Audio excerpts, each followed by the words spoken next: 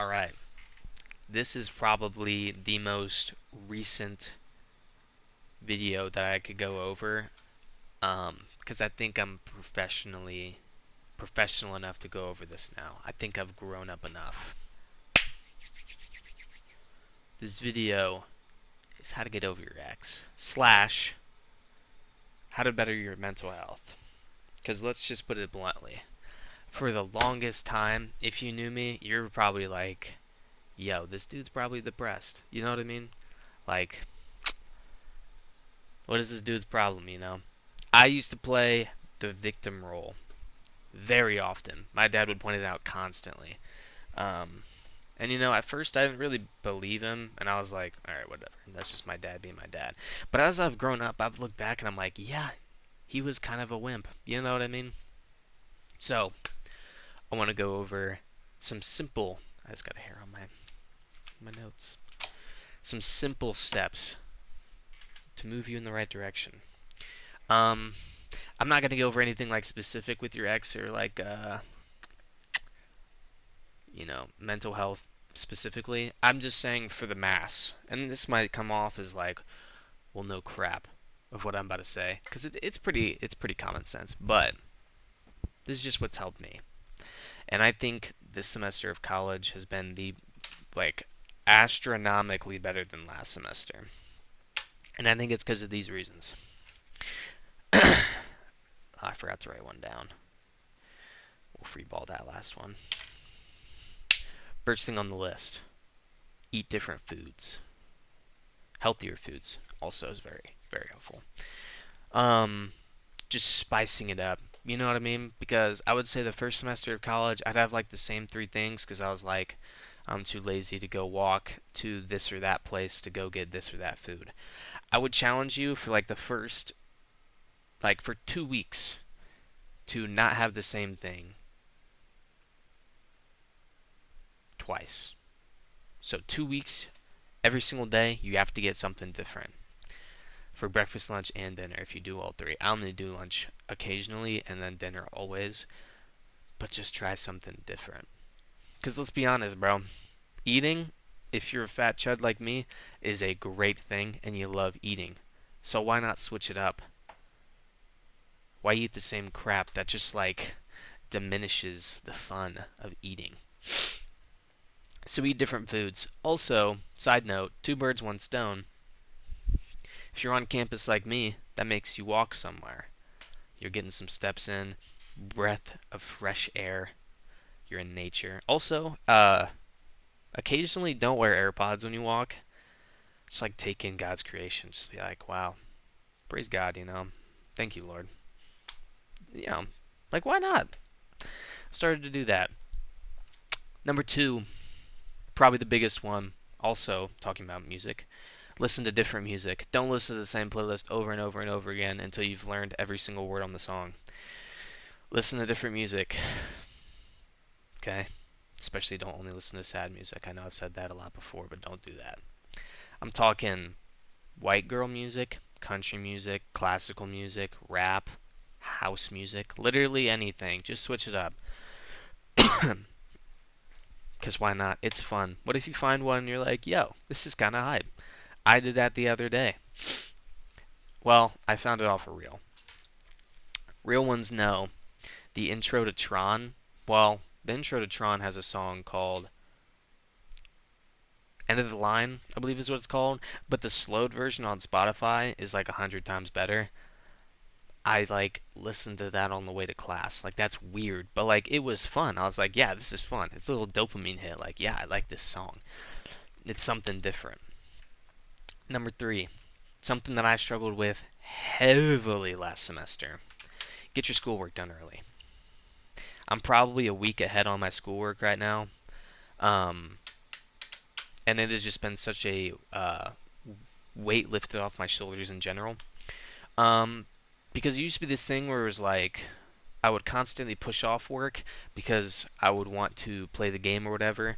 And then in the back of my mind, it's always like, you have schoolwork to do.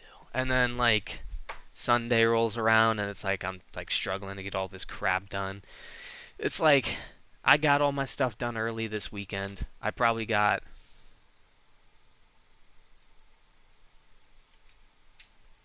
5 assignments done ahead of time. Like, also, it just lets you know like what you're going to be doing in class. It literally just helps you like get ahead of everybody and like not even try. So just staying on top of that, it reduces so much stress. My gosh. Um, I think for me last semester is because I knew I was struggling, and if I put it off, it was like um, I was distracting myself from what I actually needed to focus on because I was embarrassed I was doing bad in classes. But imagine if I got on top of it early on and just like got it done, you know? It's simple, but I think in college when you have a lot less people telling you to do your homework, right? And you're not under your parents' roof anymore, it's hard to balance. So, I would say do that first. What I tend to do, I go to class, I come back, I grab something to eat, I chill out for maybe 15 minutes, and then I get my schoolwork done. But nowadays I get it done early, so it's a little different. What are we on? Number 4. Don't sit in room/bed too long. The moment I leave that bed, I don't get back into it until I'm going to sleep. Or if I'm reading the Bible, because sometimes I like to read in bed. Because once you get cozy like that, it is so hard to get out of bed. For me, getting up for even a 9:30 a.m. class, I'm like struggling to get out of bed. So imagine you get done with your first class and you have a little bit of time in between their next class and you try and like take a nap. You're like, oh my gosh, now I'm not going to class because I'm too comfy. The amount of times that I used to do that is astronomical. Ridiculous. I just knocked over Bruce Wayne. Anyways, so don't do that. Uh, that leads into my next one. Don't skip class. It's this thing of growing discipline. I actually go to class. Now, it's very hypocritical because nowadays I kind of skip class, depending on what we're doing in class, because sometimes the benefits of me going to class and the, like, basically 2 points they're giving me for attendance grade isn't really worth it. And I already know they're not going to teach me anything new. Example, last time I went to English class, I already had everything done. And she did attendance and she was like, "All right, you guys have time to do your assignment. If you need any questions, ask me." And that was the entire class time. I could have been in my dorm. You know what I mean? It's like sometimes it's just not even worth it. But I would say go, because what else are you gonna do? You know what I mean? At least go to class. You'll still have time after to do stuff. So I am a victim of that. That is something I need to get back on my horse on. A little hypocritical of me saying that, but go to class because it will help, even if you're scrolling. Um, what is that? 6. Physical activity almost daily. I say almost. 1 to 2 days a week, maybe don't. But the astronomical effects that has had on me positively, diabolical. Let's be honest. Even if you don't like going to the gym, it builds that discipline of like, I don't know if I want to go, I feel sick, I feel like crap, and I don't want to go, and then you still go. Come on, y'all. That's awesome. Like, people don't respect discipline as much as they should. Because in the mass, it's like discipline is hard to come around. I don't even have that good of discipline. But when I see someone that does have the good discipline, and they go to the gym like daily, or they at least go on a run if they don't go to the gym, I don't think we hype that up enough. I think it's great. Now, I'm not saying you have to go to the gym or run. There's obviously a multitude of other things. As long as you're getting your heart pumping in some way, do it. Like that's awesome. That one's been good, especially if you're going to the gym and you have a gym bro. Whew. That's like the closest you can get to marriage without being in a legal binding marriage. A gym bro? If you know, you know, man. Like, there's a special kind of bond there, man. It's intimate. Pause. But, yeah. If you know, you know, man. Hold on. Sometimes I think I have OCD. by the way I do things. Alright, so that was 6. Now we're on to 7. Socialize with different people. Again, something I struggle with, but I'm working towards. If I talk to the same 3 people, I'm going to get the same 3 opinions and the same 3 voice lines like they're an NPC. That's what it's going to feel like. If I only talk to my roommate and 2 other people, yeah, it's going to be pretty boring. So what I've learned to do is put certain people to certain things. I don't know how else to explain it. Let me explain it though. Let me break this down. I have a friend that I only play Apex with. I have a friend, my roommate, who I only play Rocket League with. I have a friend who I can play anything with. I have a friend who I only go to the gym and eat with. And then I have people that I only talk about Christianity and deep topics like that and just call for no reason. It spans to different things, and I talk to them about different things. You know what I mean?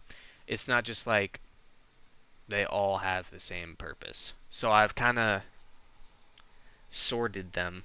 Not intentionally, that's just kind of how it is. My Apex friend, I wouldn't play any other game with him. If he stopped playing Apex, we're just not going to talk probably. And I'd play with somebody else. My sister only plays Overwatch. I have 2 other friends that basically only play Overwatch in the finals, so I'll play that game with them. I have like a game for each person, which helps me socialize with different people. So it's not like deja vu every day. Every day is actually different. It sounds so simple, but it's like, trust me, once you actually start doing it, it's fun. You know, it is fun. All right.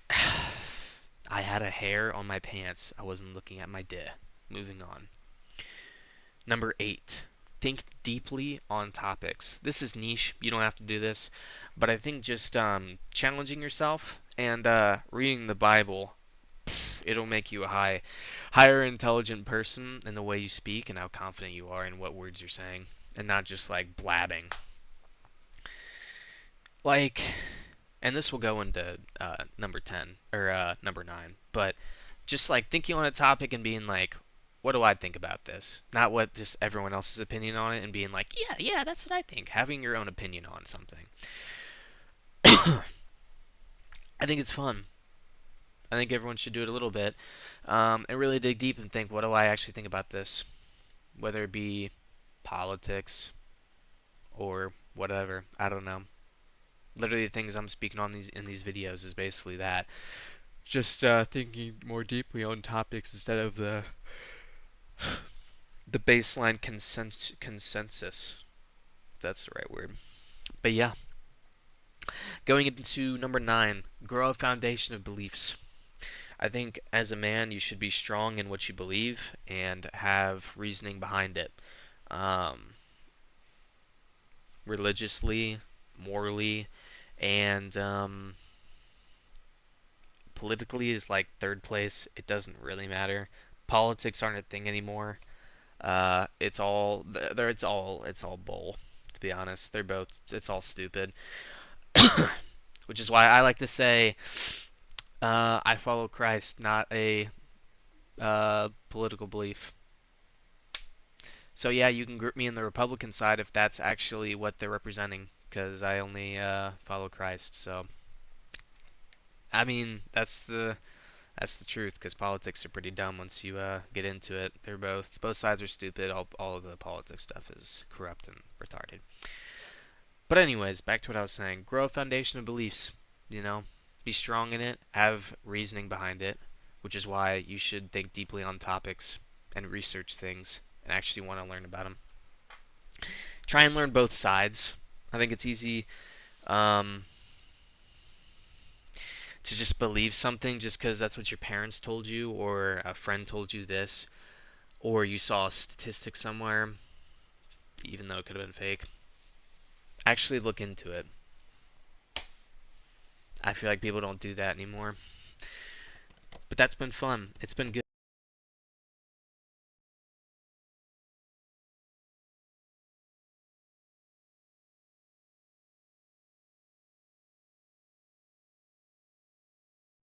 I think my headset died, but I think we're good. Hopefully the rest of this video actually records my voice. Number 10, remind yourself of the ones who love you. Your family and friends, people you're actually close with, connect with them and stay connected. The amount of times that friendships have fallen through just because we're guys and don't reach out, it's happened a lot these past 2 years for me. And it's like, where would I be with this person if one of us just reached out a little bit more? Or just like, let's go grab Culver's, bro, and just catch up. Like, that's really all you need to do to stay in contact with your bro. It's like, just take him out to lunch or dinner, bro. That's all it takes. Just like once every couple of months, man. Um, just like remind yourself, like, well, I got these people around me. That's what I'm doing this for. I got to be better for them, be a good example, live for Christ, you know. Hell yeah. And then number 11, dedicate time into something. It can be as stupid as going, I'm going to play Overwatch until I get to this rank because I know I can and I want to dedicate my time and effort into it because it looks fun. That can literally go for anything. My most recent example, wow, it is buried. Hold on.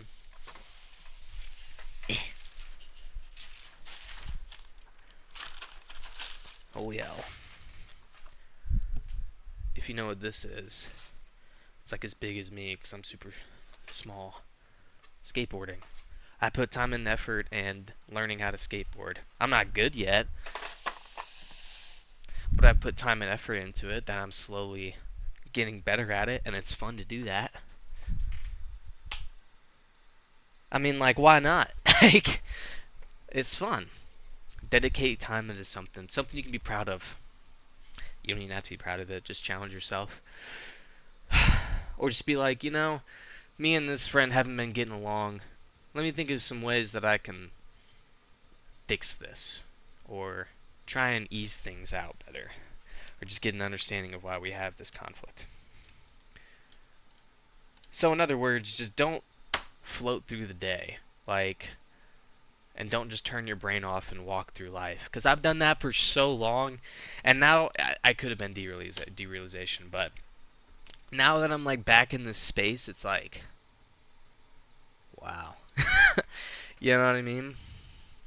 Dedicate time into something. It's fun. It's respectable. Just doing something that takes time. Dedicating yourself. I'm beating a dead horse. Lastly, number 12. This is the biggest, most important thing. This won't apply for everybody, but this has been obviously the biggest thing in my life. Most pivotal point, most important thing is my faith. 100%. Not saying that for clout or anything. It is just the truth. The moment I started going 100% in my faith and just showing up, going to church, Bible study, reading the Bible, getting connected in those spaces, and just trying to be a better person.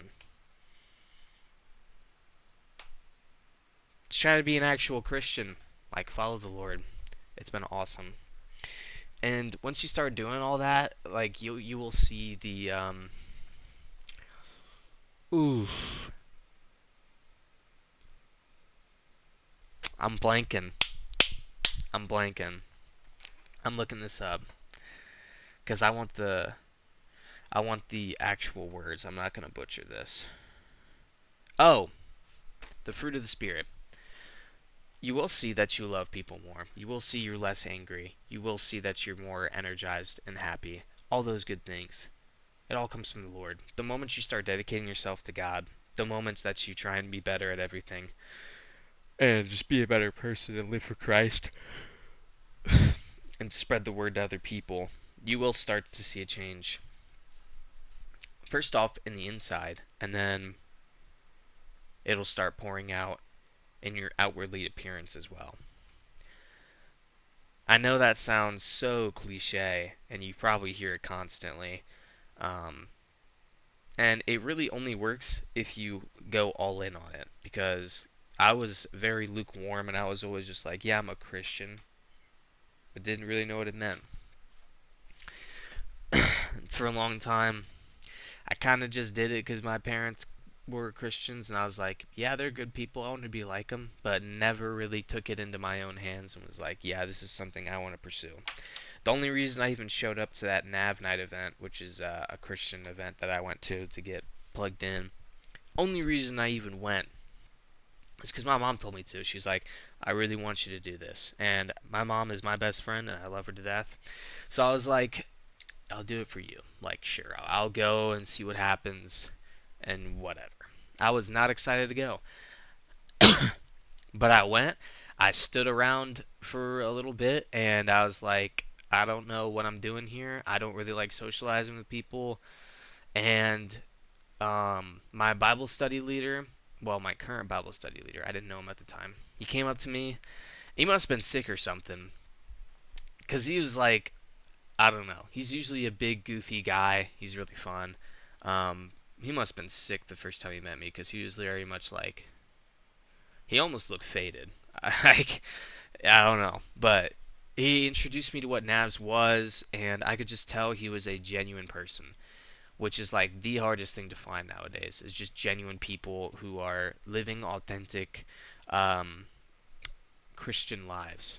It is so easy for people to put on this mask of like, I follow Christ, and then you look at their life and it's like you're you're not even trying. It's like, yes, we all sin, and you're not supposed to judge people, but it's like it was so hard for me to get into for the longest time because I was looking at these other Christians and I was like, they aren't even trying.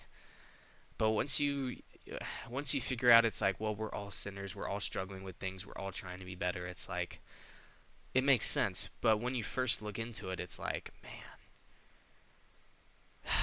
it was rough. But my study leader, he showed me what it really means to have like the joy of from the Lord. Like you could tell it wasn't a facade that he had or like a mask he was wearing like we all do in public spaces. He was like genuine and authentic. Like this is actually who he was.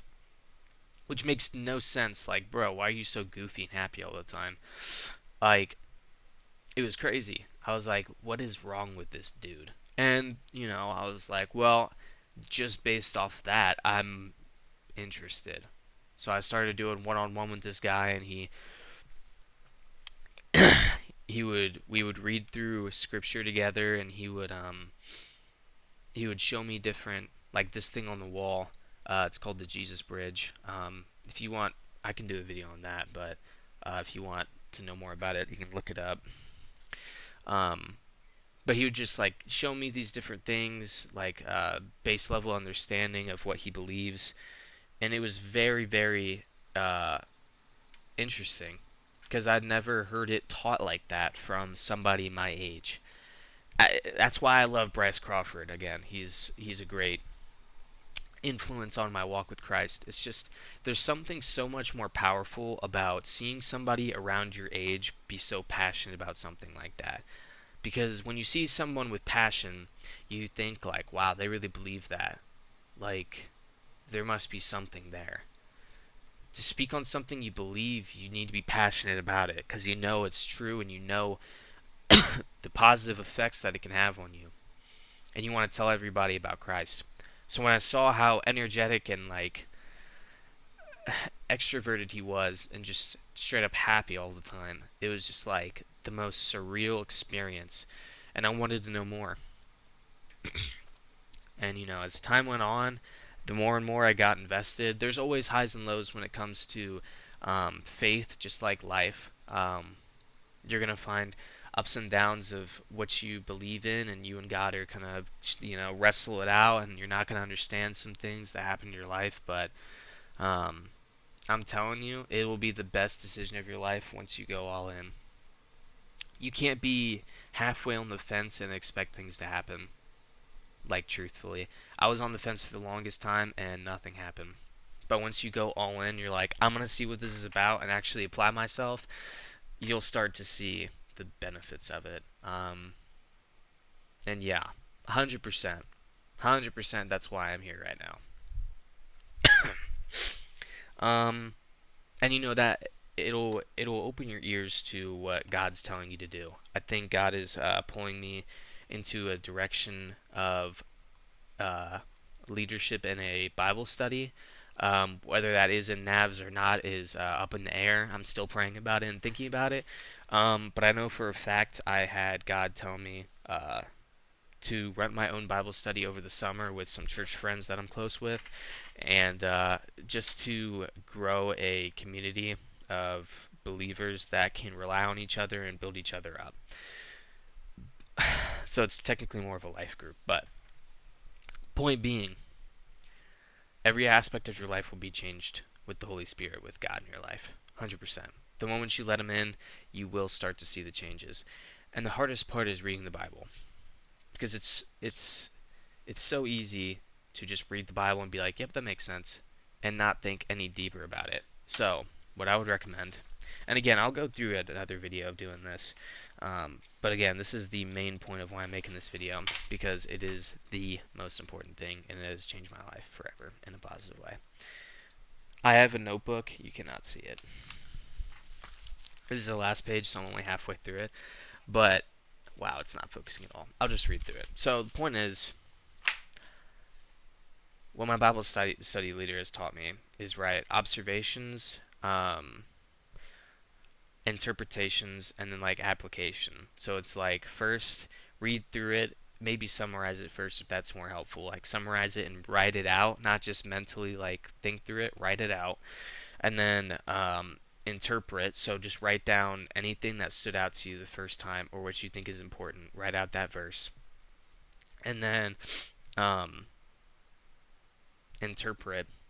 So like think, well, what does that actually mean? And like think on it on a deeper level with like the context of the chapter and what it actually means for the chapter. Like why is it important? Why did you write it down? Why did it stick out to you? And then finally application. It's like, okay, so reading all of this, how can I apply it to my day-to-day life?